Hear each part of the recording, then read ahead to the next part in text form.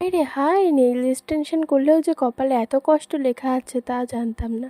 দেখো, nail extension করলে তো দেখতে ভালোই লাগে, বাট কেন জানি না আমার এক্সটেনশনটা একদম বাজে হয়েছিল, নখের সঙ্গে ভালো করে সেটও খায়নি।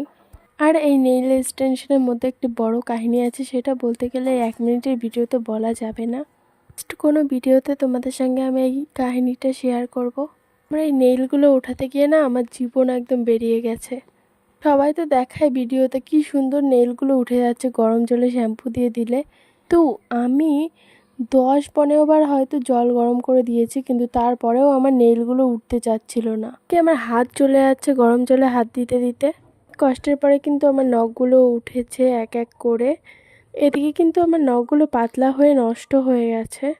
আর দেখো, আমার গরম জলের মধ্যে হাত রাখতে রাখতে হাতের একদম অবস্থা খারাপ। তো বাই, নেক্সট কোনো ভিডিওতে আবার দেখা হবে।